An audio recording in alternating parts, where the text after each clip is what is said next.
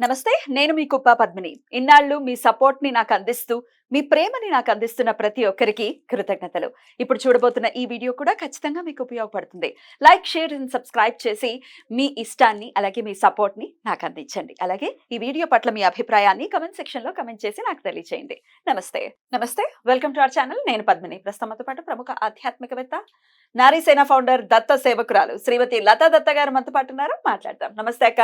జై గురుదత్తారా. శ్రీ గురుదత్. అక్క, భార్యాభర్తల మధ్య వచ్చేటటువంటి సఖ్యతకి సంబంధించినటువంటి లోపాలు డెఫినెట్ గా ఉంటాయి. ఏ భార్యాభర్తకైనా ఉంటాయి. కానీ భార్య మాట భర్త వినాలి, భర్త మాట భార్య వినాలి ఖచ్చితంగా. ఆ ఇద్దరికి అండర్‌స్టాండింగ్ ఉన్నప్పుడే డెఫినెట్ గా కాపురం సజావుగా సాగుతుంది అవును. కదా! కానీ ఖచ్చితంగా నా మాట విని తీరాలి అని భార్య పట్టు పెట్టడం కరెక్ట్ కాదు. నా మాటే వినాలి అని చెప్పి భర్త కూడా అనకూడదు. బట్ అయితే చాలా కొన్ని కామెంట్స్ కూడా వస్తూ ఉన్నాయి మనకి. ఇక్కడ ప్రాబ్లమ్ వినట్లేదండి. ముఖ్యంగా ఏమవుతుందంటే ఇగో. ఈగోనే. డెఫినిట్‌గా ఈగోనే. అహంకారము. హ్మ్. అహంకారం ఎలాంటి అహంకారం అనంటే, నువ్వు ఇంట్లో ఉంటావు గదా ఖాళీగా. నువ్వేం జేస్తున్నావు? అసలు ఖాళీగా ఇప్పుడు ఇవాళ రేపు ఏ ఆడవాళ్ళు ఉండట్లేదు. ఆ! అంటే బట్ దెన్ జనరల్‌గా వచ్చే మాటలు, యాహ్! Discussions yeah! ఇలా కమెంట్స్‌లో ఉంటాయన్నమాట. చూస్తున్నా అక్క నేను. హ్మ్. అసలు వినట్లేదండి. అసలు ఏం ఏం చెప్పినా నెగెటివ్ యాంగిల్‌లోనే చూస్తున్నారు. నన్నసలు పట్టించుకోవట్లేదు అని కొంతమంది ఆడవాళ్ళు కమెంట్స్ పెడుతుంటారు. ఇప్పుడు చెప్పేది కూడా డెఫినిట్‌గా ధర్మబద్ధమైందే. మీరు మళ్ళీ తల్లిని వదిలేయాలి, ఆడపడుచుని పట్టించుకోకూడదు ఇట్లాంటివన్నీ అయితే no. No. No. No. No. ఛీ! ఛీ! ఇట్స్ అలాంటివి ఎ నో. అసలు ఎప్పుడు కూడా మనం అలాంటివి అస్సలు సమర్థించం కూడా మనం. డెఫినెట్‌లీ. చెప్పండక్క, దీనికేంటి? సంబంధ బాంధవ్యాలనేవి చాలా ముఖ్యం హ్మ్. అది. హ్మ్. మనం ఎలా ఆలోచిస్తే అలాగే ఉంటుంది ప్రతిఫలం కూడా. రైట్. దాని గురించి చాలా చక్కగా చెప్పారు హ్మ్. స్వామి గూడా గురుచరిత్రలో. ఆ! ఎలాగంటే నువ్వు దేవుడి గురించి గాని, గురువు గురించి గాని, ఒక విషయం గురించి గాని, నువ్వెలా ఆలోచిస్తావో అలాంటి ఫలితమే నీకు కలుగుతుంది. హ్మ్. అలాంటి ప్రాప్తమే నీకు కలుగుతుంది అని. హ్మ్. దేవుడి మీద పరిపూర్ణమైన విశ్వాసం ఉంచి ఇప్పుడు మనం చెప్పినవి చేస్తే గూడా తప్పకుండా ఆహ్, హార్మోనీ అనేది ఉంటుంది లైఫ్‌లో. అంటే harmony is a must definitely. చాలా ఇంపార్టెంట్ హ్మ్. భార్యాభర్తల మధ్య. హ్మ్. దయచేసి భార్యాభర్తలు అందరూ కూడా ముందుగా అహంకారాలనేవి వీడాలి. ఎలాగనంటే భర్త భార్యను చులకనగా చేసి మాట్లాడకూడదు. అలాగే భార్య కూడా భర్తని చులకన చేసి మాట్లాడకూడదు. ఎక్కడ ప్రాబ్లమ్ వస్తుందంటే అక్కడే. ఫైనాన్షియల్ ఫ్రీడమ్ ఒకటొచ్చేసి హ్మ్. అందరికి కూడా నాకేంటి డిపెండెన్సీ అనేది పోయింది. పోయింది. డిపెండెన్సీ నేనెందుకు డిపెండ్ అవ్వాలి అన్న థాట్ ప్రాసెసే కరెక్ట్ కాదు. డిపెండెన్సీ అవును. ఉంది. అసలు పెళ్లి అనేదే ఒకరి మీద ఒకరు డిపెండ్ అవ్వటం. అది ఎమోషనల్ డిపెండెన్సీ అనుకోండి, ఇంకేదైనా అనుకోండి. డిపెండెన్సీ పెళ్లి ఉంటుంది. అనేది చక్కటి అనుబంధం. హ్మ్. ఎలాంటిది అనంటే ఒకరినొకరు అర్థం చేసుకోవటము. యాహ్! కొన్ని జంటల్ని చూస్తాం 90 ఏళ్ళొచ్చినా కూడా, హుహుహు. 90 ఇయర్స్ వచ్చినా కూడా అదే ప్రేమ, అదే కేరింగు, అదే షేరింగు. హ్మ్. ఏదైనా ఆవిడతో చెప్పకుండా చేయను. ఏదైనా ఆయనతో ఆ! చెప్పకుండా చేయను. ఇది కదా ప్రేమంటే. ఇది కదా ప్రేమంటే. ఎంతమందిని చూసాము అలాంటి వాళ్ళని కూడా. హ్మ్. హ్మ్. చాలా చక్కగా ఎంత ముచ్చటేస్తుందో మనకి కొన్ని వాళ్ళని వీడియోస్ చూస్తే. గూడా వస్తూ ఉంటాయి. నోట్లో భార్య పెడుతూ ఉంటుంది. అసలు అవును. భలే అనిపిస్తుంది. చాలా అనిపిస్తుంది. యాహ్! ఇంకా దీనివల్ల హస్బెండ్ అండ్ వైఫ్ ఇద్దరు తెలుసుకోవాల్సిన విషయం ఏంటి అనంటే, మీరు గొడవ పెట్టుకోవటం వల్ల మీ పిల్లల మనసు మీద ఎలాంటి ప్రభావం చూపుతుంది. ఫస్ట్ పాయింట్ అది గుర్తుపెట్టుకోవాలి పద్మిని ఎవరైనా. చాలా ఈజీ భార్య భర్తనంటాం, భర్త భార్యనంటాం. ఓకే. రేపొద్దున నీ పిల్లల మీద ఎలాంటి ప్రభావం పడుతుంది? నీ పిల్లలు ఎలా తయారవ్వబోతున్నారు? నీ పిల్లలు ఎలాంటి డిప్రెషన్‌కి గురవుతున్నారు? నీ పిల్లలు దాన్ని ఎలా తీసుకుంటున్నారు అని మీకేమైనా అర్థమవుతుందా? అని నేను ప్రశ్నిస్తున్నాను.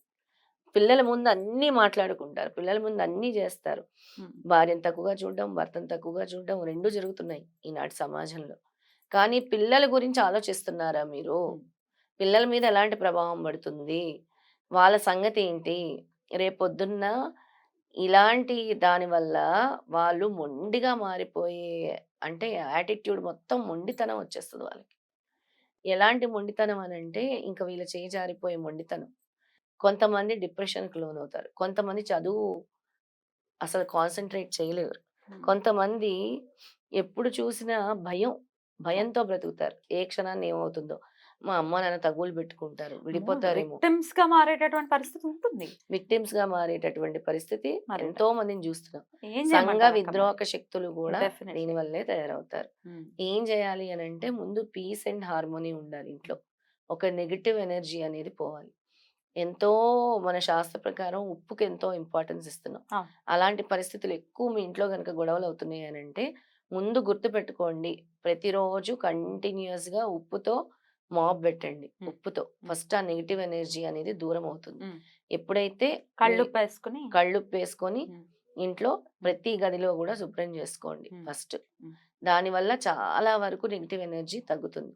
తర్వాత ఆడవాళ్ళు ప్రతిరోజు స్నానం చేసిన తర్వాత పసుపుని ధరించండి. ఉమ్. నుదుటికి, నుదుటికి పసుపుని ఓ, ధరించండి. ఓకే. ఇది చాలా మంచి రెమెడీ. ఉమ్, అలాగే పసుపు బ్యాంగిల్స్ వేసుకోండి పరిస్థితులు చక్కబడే వరకు. ఉమ్, పసుపు రంగు బ్యాంగిల్స్ వేసుకోండి. ఉమ్. యెల్లో కలర్ బ్యాంగిల్స్ వేసుకోవాలి. రైట్. ఇది చాలా ఇంపార్టెంట్ రెమెడీ అన్నమాట. ఉమ్, చాలా. ఉమ్. ఆ పసుపు వల్ల అసలు గురు అనుగ్రహం ఉంటే ఏదైనా జరుగుతుంది కదా! కరెక్ట్ అక్క. దానివల్ల చాలా హార్మోని వస్తుంది. పీస్ ఉమ్, అండ్ హార్మోని వస్తుంది. ఉమ్, ఇది కాకుండా ఉమ్, మీరు ఏదైనా స్వీట్స్ గానీ, ఫ్రూట్స్ గానీ ఉమ్, ఏవైనా ఉమ్, అమ్మవారి దగ్గర నైవేద్యంగా పెట్టి, లేదంటే గుడికి తీసుకెళ్ళి అమ్మవారి దగ్గర పెట్టి తీసుకొచ్చి మీ ఫ్యామిలీ తినండి. ఉమ్, భార్యాభర్తలు మీ ఫ్యామిలీ వరకు తినండి. ఉమ్, అంటే పరిస్థితులు చక్కబడే వరకు ఇవన్నీ కూడా మీరు చేయండి. ఉమ్. ఇవన్నీ కాకుండా బెల్లం ఉంటుంది గదా! హ్మ్. బెల్లం. ఆ. బెల్లం మనకిప్పుడు స్క్వేర్‌గా దొరుకుతుంది బెల్లం. అవును, చిన్న చిన్నవి దొరుకుతున్నాయి పెద్దవి. ఆ! అదా అంతని లేకపోతే పెద్దదా? పెద్ద బెల్లం పెద్దది. అనుకో. పెద్ద బెల్లం. ఓ పావు కిలో. అందులో కొంచెం కొంచెం ఉమ్.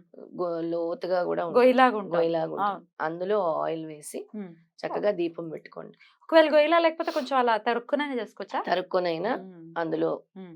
ఓ, చక్కగా ఆవు నెయ్యి అయినా వేయండి. నువ్వుల అలా నూనె అయినా పెట్టచ్చా? వేయండి. దీపం పెట్టండి. పెట్టిన తర్వాత ఆ బెల్లం తీసి ఉమ్. చీమలకి గాని, ఉమ్. లేదంటే ఏదో ఎక్కడైనా ఉమ్. డొనేట్ చేయండి పర్వాలేదు. ఉమ్. డొనేట్ చేస్తాను. లేదంటే ఆవుకు పెట్టండి. ఉమ్. మంచిది. ఉమ్. ఆ రెమెడీ చేయండి తప్పకుండా. ఏ రోజు చేయమంటున్నారక్క?